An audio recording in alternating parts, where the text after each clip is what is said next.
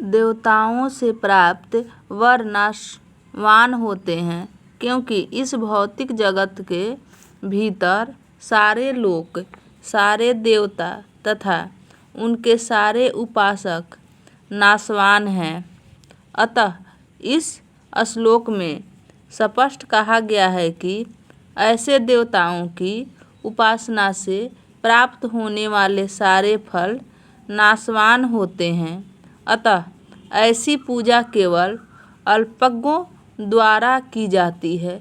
चूँकि परमेश्वर की भक्ति में, कृष्ण भावनामृत में संलग्न व्यक्ति ज्ञान से पूर्ण दिव्य आनंदमय लोक की प्राप्ति करता है। अतः उसकी तथा देवताओं के सामान्य उपासक की उपलब्धियां पृथक पृथक होती है। परमेश्वर असीम है, उनका अनुग्रह अनंत है, उनकी दया भी अनंत है। अतः परमेश्वर की अपने शुद्ध भक्तों पर कृपा भी असीम होती है। देवताओं के उपासकों को अल्पज्ञ कहा जा चुका है और इस श्लोक में निर्विशेषवादियों को भी अल्पज्ञ कहा गया है।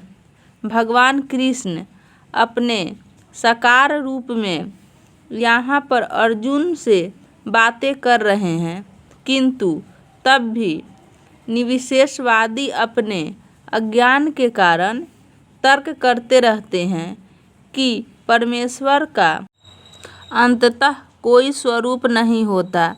श्री रामानुजाचार्य की परंपरा के महान भार्गवदत्त यमुनाचार्य ने इस संबंध में 2 अत्यंत उपयुक्त श्लोक कहे हैं। हे प्रभु, व्यास देव तथा नारद जैसे भक्त आपको भगवान रूप में जानते हैं। मनुष्य विभिन्न वैदिक ग्रंथों को पढ़कर आपके गुण, रूप तथा कार्यों को जान सकता है और इस तरह आपको भगवान के रूप में समझ सकता है। किंतु जो लोग रजो तथा तमोगुण के वश में हैं, ऐसे असुर तथा भक्तजन आपको नहीं समझ पाते। ऐसे अभक्त वेदांत, उपनिषद तथा वैदिक ग्रंथों की व्याख्या करने में कितने ही निपुण क्यों न हो, वे भगवान को नहीं समझ पाते। ब्रह्मा संहिता में यह बताया गया है कि केवल वेदांत साहित्य के अध्ययन से भगवान को नहीं समझा जा सकता। परम पुरुष को केवल भगवत कृपा से जाना जा सकता है। अतः इस श्लोक में स्पष्ट रूप से कहा गया है कि न केवल देवताओं के उपासक अल्पज्ञ होते हैं, अपितु वे अभक्त भी जो कृष्ण भावनामृत में रहित हैं, जो वेदांत तथा वैदिक संहिता के अध्ययन में लगे रहते हैं, अल्पज्ञ हैं और उनके लिए ईश्वर के साकार रूप को समझ पाना संभव नहीं है। जो लोग परम सत्य को निर्विशेष करके मानते हैं, वे अबुद्ध बताए गए हैं, जिसका अर्थ है वे लोग परम सत्य के परम स्वरूप को नहीं समझते। श्रीमद् भागवत में बताया गया है कि निर्विशेष ब्रह्मा से ही परम अनुभूति प्रारंभ होती है, जो ऊपर उठती हुई अंतर्यामी परमात्मा तक जाती है। किंतु परम सत्य की अंतिम अवस्था तो भगवान है। आधुनिक निर्विशेषवादी तो और भी अधिक अल्पज्ञ हैं, क्योंकि वे अपने पूर्वगामी शंकराचार्य का भी अनुसरण नहीं करते, जिन्होंने स्पष्ट बताया है कि कृष्ण परमेश्वर हैं। अतः निर्विशेषवादी परम सत्य को न जानने के कारण सोचते हैं कि कृष्ण देवकी तथा वासुदेव के पुत्र हैं या राजकुमार हैं या कि शक्तिमान जीवात्मा हैं। भगवद गीता में भी इसकी भत्सना की गई है। अवजानित माँ मृढ़ा मनुषी तनुमाश्रितम, केवल मूर्ख ही मुझे सामान्य पुरुष मानते हैं।